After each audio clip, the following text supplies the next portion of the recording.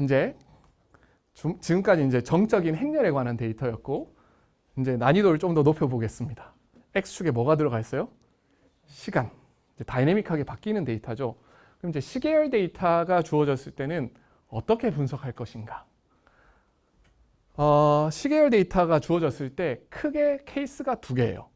하나, 아무것도 몰라요. 얘에 대해서. 그러니까 아무것도 모른다는 얘기는 어떤 뭐 수식적으로 뭘 적으려고 그래도 모델을 아무것도 몰라요. 그냥 여러분들의 실험 파트너가 측정을 했는데 얘가 어떤 거에서 온 건지 나도 몰라. 이게 케이스 1. I have no idea.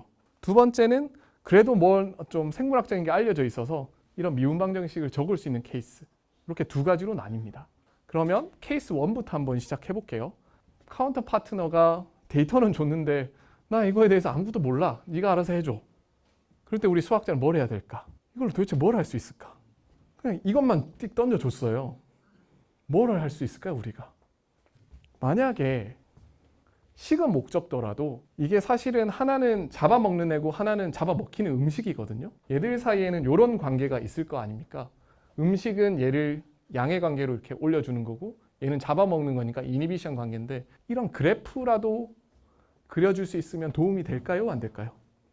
저 시계열 데이터로부터 요거는 못 적더라도 그래도 누가 양의 관계로 이렇게 액티베이션 해주고 누가 이니비터리 하자는 요 그래프라도 그려주면 공동 연구자가 좋아할까요? 안 좋아할까요? 좋아하겠죠? 아무것도 모르는 건데. 그래서 요거에 대해서 지금부터 얘기해 보겠습니다. 자, 근데 이걸 이제 큰 분야로 이제 인과관계 추정이라고 보통 불리는 분야인데 지금부터 제가 소개해드릴 내용은 보통 통계나 기계 공학에서 하는 인과관계 방법과 전혀 다른 방식을 소개해드리려고 합니다. 수학에 기반한 방법을 소개해드리려고 하고요. 자, X가 Y를 액티베이션 한다 혹은 도움이 된다를 묘사하는 식이 뭔지를 하나씩 해봅시다. 얘는 X가 Y에 도움되는 식 맞습니까? X가 증가할수록 Y는? 맞죠? 얘는요? 맞죠? 얘도? 맞죠? 얘는요? 마이너스 X니까 이거는 X가 Y를 죽이는 거죠. 그래서 요게 아니라 뭐가 돼야 돼요? 꺽쇠. 얘는요? 요게 어렵죠? 이걸 보면 맞는데 얘를 보면 그래서 얘는 사실 아니에요. 얘는 믹스드입니다. 얘는요? 자, 요거 헷갈리죠? 요 함수는 x가 증가할수록 커지는 함수입니까? 감소하는 함수입니까? 커지는 함수 맞거든요. 그렇기 때문에 얘도 yes입니다. 그래서 얘를 보면 요만큼이 positive한 regulation을 묘사하는 미분 방정식이거든요. 근데 요 미분 방정식들의 공통점을 한번 생각해 봅시다. 그게 뭐냐 하면 매우 간단해요. x가 커지면 뭐가 커집니까? y의 미분값이 커진다. 맞습니까? x가 커지면 y의 미분값은 커진다. 맞습니까? 이게 포지티브 레귤레이션의 정의입니다. x가 증가하면 y의 미분값은 커져야만 한다. 어려운 거 있어요? 괜찮죠? 그럼 이거를 시계열 데이터를 한번 번역해 볼게요. 자, 이런 시계열 데이터가 주어졌는데 여기서 아무 2시간을 찍을 거예요. 2시간을 찍는데 어떻게 찍을 거냐 하면 여기 이제 회색이 x 그래프인데 시간을 어떻게 찍을 거냐면 x 오브 t가 x 오브 t 스타보다 크게 찍을 수 있죠. 그래서 x 오브 t가 뭐보다 크게? x 오브 t 스타보다 크게. 그러면 요 조건 하에서는 y 닷 t가 누구보다 커야 됩니까? y 닷 t 스타가 커야 되는 거 맞죠? 그래서 요 디퍼런스가 양수이면 미분값의 디퍼런스도 어떻게 돼야 돼요? 양수 맞습니까? 그렇다는 얘기는 이 두 개를 곱하면 항상 뭐가 돼야 된다고요? 양수. 그래서 실제로 요 곱한 거를 요 TT 스타 타임 도메인의 저 함수를 그려보면 다 무슨 색깔이에요? 파란색 맞죠? 파란색이라는 얘기는 실제로 다 양수란 얘기입니다. 사실 여기는 대학 수학이랄 것도 없고 사실 고등학교 수학만 하고 있습니다. 그죠? 근데 이게 왜 파워풀하냐 하면 이 맵을 그릴 때 다른 정보를 아무것도 쓰지 않았어요. 그냥 시계열 데이터가 주어지면 이거 그릴 수 있습니까? 맞죠? 근데 이게 왜 중요하냐? 어떤 시계열 데이터가 주어졌는데 요 맵을 그렸어요. 그렸는데 색깔이 파란색, 빨간색 이렇게 섞여 있죠. 이 얘기는 뭘까? 포지티브한 레귤레이션이 있다, 없다? 없다. 근데 위에처럼 파란색만 있다? 그러면 포지티브한 레귤레이션이 있다. 괜찮지 않나요? 우린 시계열 데이터만 썼습니다. 다른 어떤 것도 쓰지 않았어요. 그래서 뭐 네거티브 레귤레이션도 사실 비슷한 아이디어로 똑같이 할 수 있습니다. 그래서 실제로 근데 여기에 이제 약간 노이즈가 있는 데이터를 써야 하기 때문에 여기 약간 통계적인 것들을 좀 붙여서 이제 저희가 General OD Based Inference라는 걸 만들었어요. 그러니까 왜 General OD냐 하면 OD에 대한 가정을 아무것도 안 했으니까 저희가 모델을 안 썼으니까 방법을 실제로 요 데이터에 적용하면 P에서 D는 플러스 레귤레이션일 때만 파란색으로 나오고 D에서 P는 마이너스 레귤레이션일 때만 그 맵이 파란색으로 떠요. 그럼 저 두 개를 종합하면 이런 레귤레이션 그래프를 그릴 수 있게 됩니다. 그래서 시계열 데이터를 저 아까 흰 맵을 그리면 끝나요. 또 해볼까요? 이번에는 데이터를 요 파라미시움 딘디움 이제 박테리아 데이터랑 다른 논문에서 세포 하나 안에 있는 두 가지 단백질들 사이에 데이터를 하나 가져왔습니다. 전혀 다른 데이터예요. 그러니까 이제 시계열 데이터가 몇 개 있어요? 4개. 이 4개에다가 이 인과관계에서 가장 중요한 알고리즘 중에 하나가 Granger Causality라는 거거든요. 이제 이게 노벨상을 받은 알고리즘인데 이 Granger Causality 알고리즘을 요 데이터에다가 쓰면 화살표를 이렇게 그려줍니다. 근데 이 화살표가 어때요? 이 박테리아랑 이 단백질이 서로 뭐 한다고 나와요? 상호작용을 한대요. 맞아요? 전혀 다른 데이터거든요. 그랜저 커절리티의 문제가 이겁니다. 아닌 거를 맞다라고 너무 많이 나와요.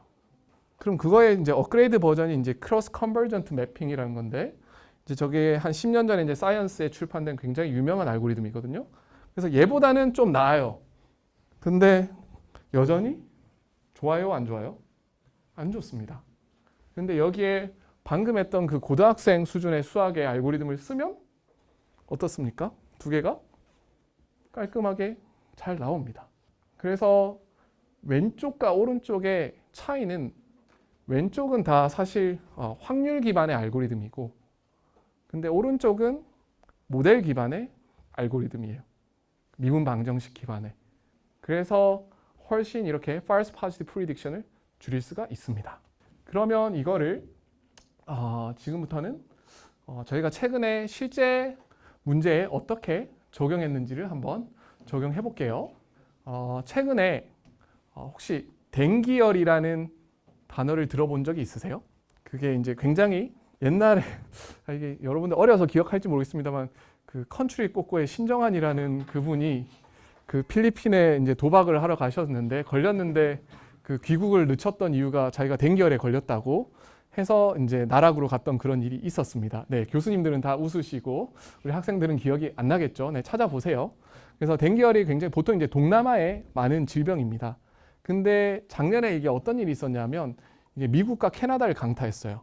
그러면서 이게 엄청나게 이제 어떤 좀 빈곤한 나라의 질병이라고 믿어졌던 게 어떻게 보면 이제 선진국에서 발생했으니까 이게 이제 굉장히 큰 이슈였습니다. 근데 이게 왜 뜬금없이 이게 미국이랑 캐나다에 발생했는가? 많은 뉴스페이퍼들이 기후변화 때문에 그래.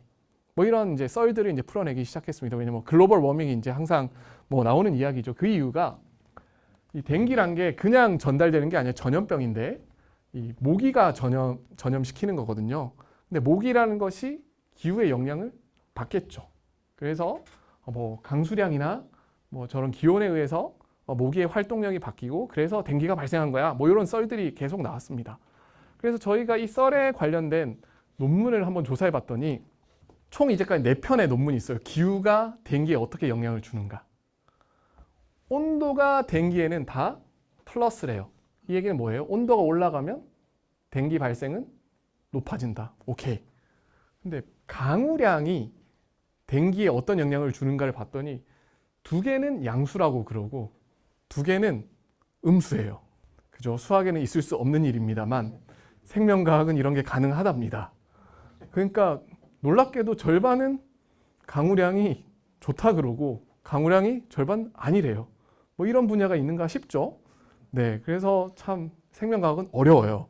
정답이 없죠. 그래서 저희가 이 문제를 해결하고 싶어서 어떻게 했냐면 그리 어렵지 않아요. 자, 강우량이 어떤 지역에 바뀌는지 시계열 데이터 있죠. 그리고 온도가 어떻게 바뀌는지 시계열 데이터 있고 den기가 어떻게 바뀌는지 시계열 데이터가 있잖아요. 걔들 사이에 화살표가 플러스인지 마이너스인지 찾으면 되잖아요. 어떻게 찾으면 됩니까? 시계열 데이터 2개 들고 와서 아까 그 흰맵 그려가지고 파란색 언제 뜨는지 보면 되는 거죠. 그죠? 어렵습니까? 쉽죠. 그래서 이거를 해봤더니 저희가 이제 필리핀 데이터를 분석했거든요. 필리핀의 16개의 지역의 데이터를 얻어서 저희가 이제 했더니 총 가능한 레귤레이션 타입이 총 한 요런 8종류가 있잖아요. 근데 8종류 중에 2가지 종류가 디텍트가 됐어요. 파란색이랑 빨간색. 지도를 보면 2가지 종류가 있죠. 이 2가지 종류가 뭔지를 봤더니 템퍼러처는 둘 다 항상 뭡니까? 포지티브. 이건 기존 연구랑 매칭되는 거 맞죠? 근데 레인폴은 어때요? 음수이거나 양수이거나. 이거 아까 기존 연구에서 반반이었죠? 제가 그렇게 욕을 했는데 저희 연구에서도 반반이 나왔어요. 그죠? 근데 그 반반이 랜덤이 아니고 좀 신기하지 않아요? 딱 지역이 왼쪽은 네거티브 레귤레이션이고 이스트 사이드는 다 포지티브 레귤레이션이에요. 그럼 이게 얘기해 주는 게 뭘까요? 아, 저 서쪽이랑 동쪽이 뭔가 차이가 있으니까 저런 게 나왔을 거 아닙니까? 그러면 저희가 할 일은 서쪽 지역이랑 동쪽 지역이 어떤 기후 특징이 있는지만 알면 되는 거잖아요. 그래서 봤더니 여기가 노란색이 소위 말하는 건기거든요. 건기. 왜냐하면 필리핀이니까 건기 우기가 있잖아요. 근데 왼쪽이랑 오른쪽을 보시면 왼쪽 지역은 건기가 매우 규칙적입니다. 예를 들어 3, 4, 5월이면 맨날 3, 4, 5월이에요. 근데 오른쪽은 매우 랜덤하죠. 그래서 이걸 통해서 저희가 알게 된 결론은 레귤러 드라잉 시즌인 곳은 레인폴이 den기의 네거티브한 레귤레이션이고 irregular한 드라이 시즌인 컨트리는 반대일 것이다. 이게 예측이잖아요. 그래서 실제로 그 4개의 논문을 다시 봤더니 파란색이라고 결론 지었던 논문은 그 해당 나라가 진짜로 레귤러한 드라이 시즌을 가지고 있는 나라였고 요거에라고 결론 지었던 또 2 논문은 irregular한 컨트리예요. 그래서 요 연구를 통해서 저희가 기존에 싸우던 2 집단이 둘 다 맞아. 다만 너희가 다뤘던 나라의 그 특징이 달랐을 뿐이야. 그래서 이제 화해를 시킬 수 있었던 그런 논문이었습니다.